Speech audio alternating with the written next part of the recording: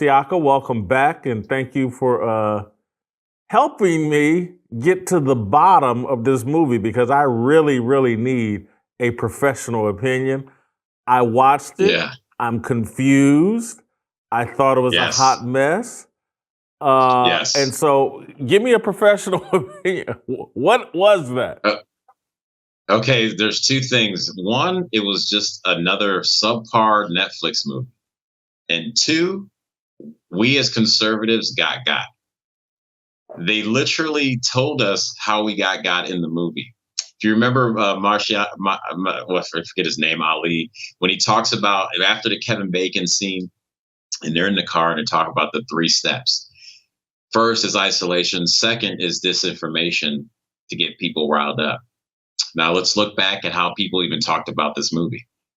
There's a bunch of conservative names that were putting up, look at Obama's new movie. And this one scene, right, that she says, when she said, there's a part about let's not trust white people.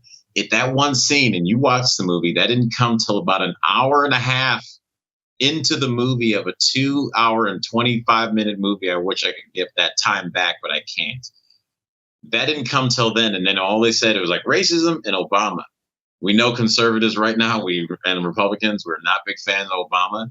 So they basically use the same tactic that's been used against people who are left driven, if you will, about Trump and racism. They did the same thing over here. And now we gave them free publicity. We gave them free marketing. And now, in order just to watch this, to talk about it, you and I sat and I watched it last night with my mother-in-law and my wife and my best friend. My best friend took his kids in the room about halfway in, he was done. The whole time we're watching it, I'm sitting there going, this is just stupid. And they trapped us in the idea that, look, Obama did something racist. They got us, everyone. Conservatives, Republicans, they got us working the same thing that we laugh at the left for getting got for everything they say Trump's saying to them. That's the trap they did. For a movie standpoint, it was a bad mid-level M. Night Shyamalan ripoff. It was like, it was a college student trying to do their amazing version of their thesis film with a bunch of Dutch angles and moving the camera so much that after the first 20 minutes of it being cool, I thought we were going to throw up because it was so dizzying. You had the women all are the exact same of these snotty, bratty, hating everything around them type of individuals, but yet we're supposed to like them. You have these beta males stumbling all over themselves just to be direct. And I remember thinking the first half hour, I don't care what happens to these people. It sucks that something happened, but in storytelling, we're supposed to care about these characters. And even the little girl outside of her, who maybe I was like, it sucks that she doesn't get what's going on. Like, I didn't care about anyone. The siblings didn't have a relationship with each other. The mother didn't have a relationship with the husband or or their kids until after one kid disappeared. Also, now she's a mother and cares. Ali's character he knew what was going on the whole time. They didn't talk about the boat coming off on the beach for an hour and a half later. And I'm like, what is going on? It was contrived. Everyone was lying to each other, but it was written that way so it can create false tension and move the story forward when all they had to do was talk about what was happening. And from a movie and a storytelling standpoint, that they could have had it. We would be like, okay, what's going on? But everyone was so weak in character, I didn't care about any of them. And that's what it was. And Jason, you know this. One thing that got me, and this is why you can tell that the writing was so subpar. When the characters wanted to make a point, they dropped an F-bomb that didn't fit. Everyone cursed the exact same way. Everyone talked the same way. Man, what the? Oh my God, what the? Oh my God, what the? And you're like, write characters, write personalities. They just wrote, everyone responds like this, and when we want to turn up the heat, and we'll just drop an F-bomb here. It didn't have to. Surprisingly, some of the scenes were well written, but the story and the character work that was developed was almost non-existent. And unfortunately, they got eyes that I would never have watched this unless we were coming on here and I want to know what I was talking about. I looked at the previews, I was like, I'm good. And most people would have done that for this crap movie.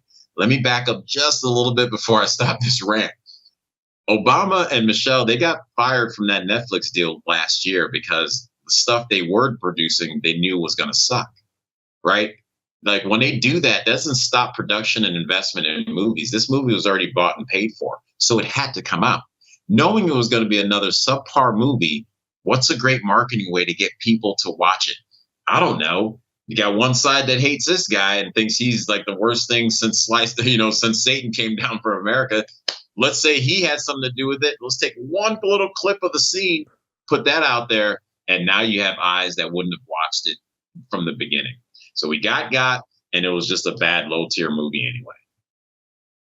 anyway. And man, do I agree with your take. And I said some of this earlier with Shamika, but it was a gimmick. The Obama thing is a gimmick. And when the movie was over, I was like, I wonder if they really had anything to do with this movie, or did they just throw this out there because they knew it would spark controversy? And by the time they got to the clip of the little girl, or the 20-something girl, Ali's daughter or whatever, I think her name's Ruth. Yeah, Ruth. By the time she's laying in bed and says she doesn't trust white people, I'm like, this isn't even really that controversial. It's not really offensive.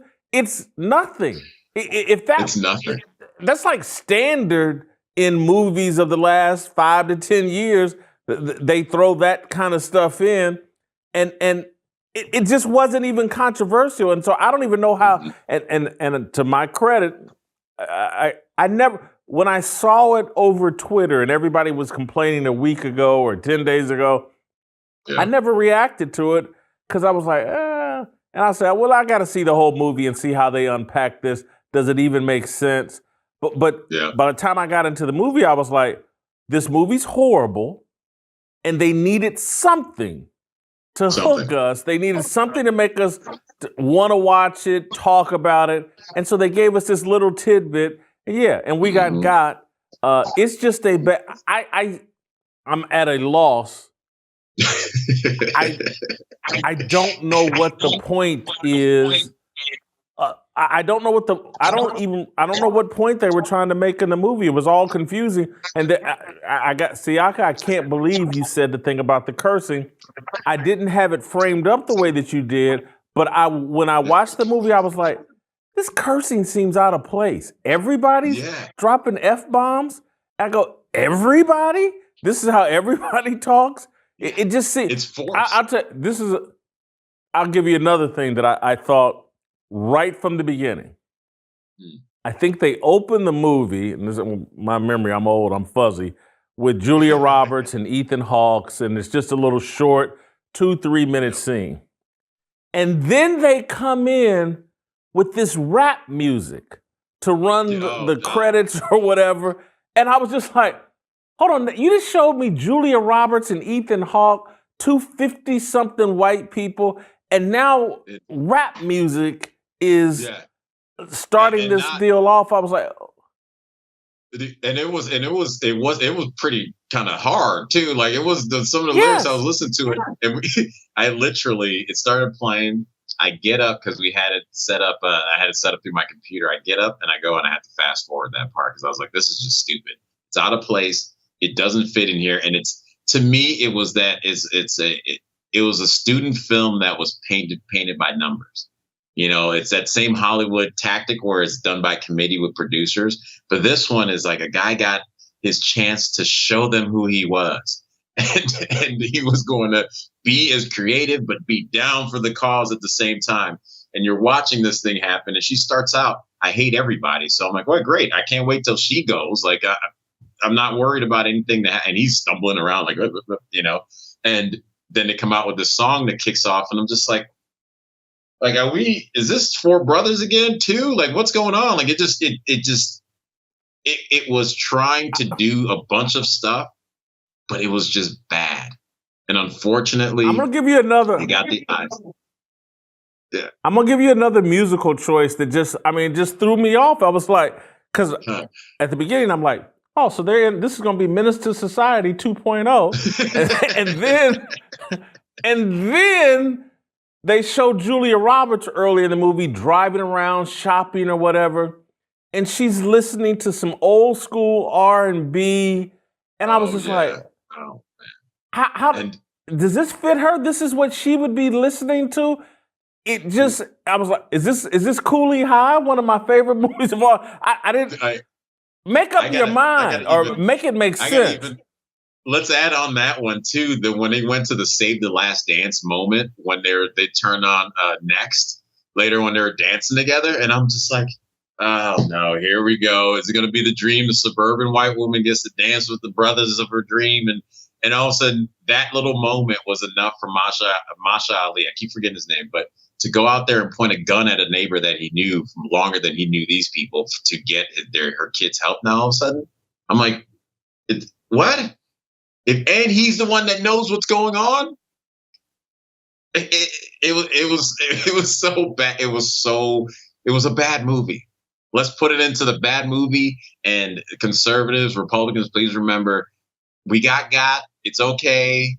Let's not let it happen again. If they want to make that bad product, let them make it, and no one will watch it over again. Let's just not worry about their stuff. It's just terrible anyway.